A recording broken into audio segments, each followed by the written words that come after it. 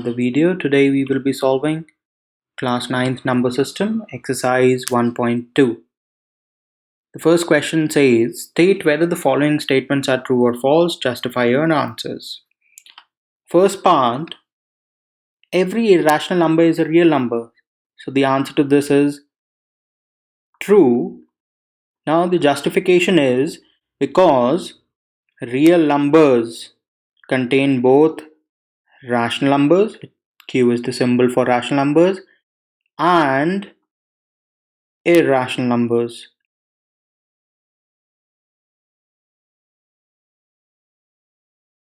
Next part, every point on a number line is of the form root m, where m is a natural number.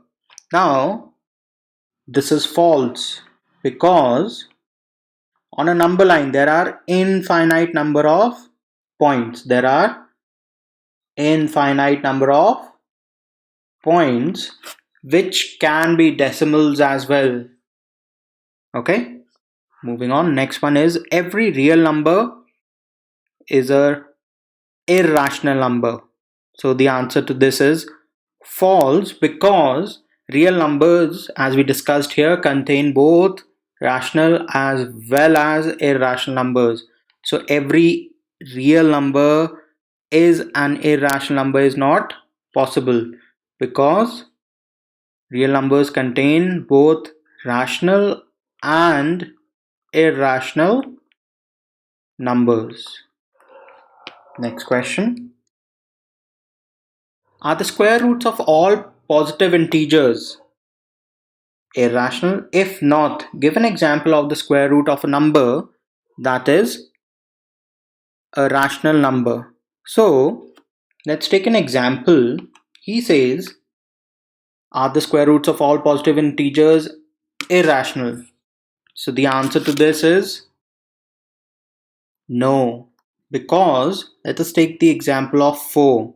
When we solve 4, we get 2. Some people also write it as plus minus 2, but for the time being, we will just write 2. The square root of 16 is 4.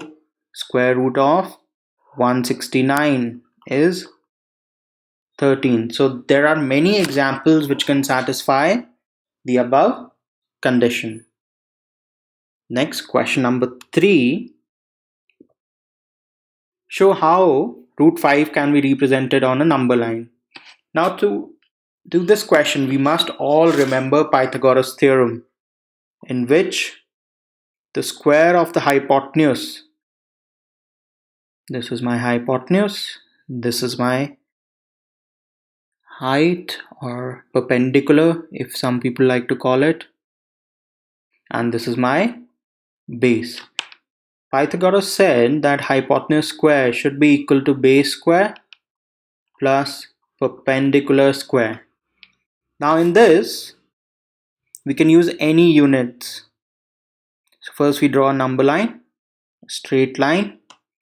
On that, let us first think, how can I get a hypotenuse which is 5? Which is 5. So the only possible way of doing that is, first let us draw a rough diagram.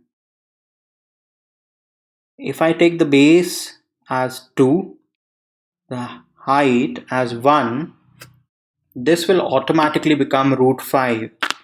How? Let's see. 2 square plus 1 square will give me 4 plus 1, which is 5.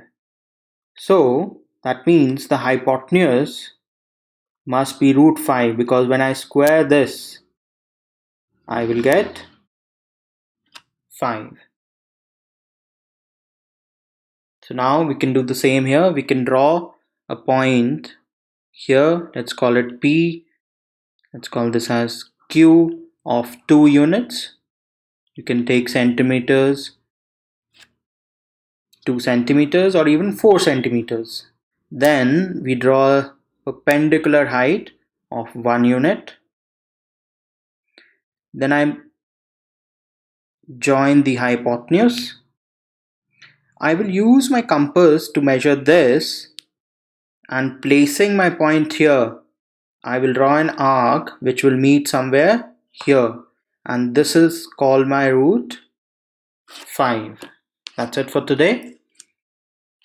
Please like, share and subscribe to my channel for more videos. Thank you.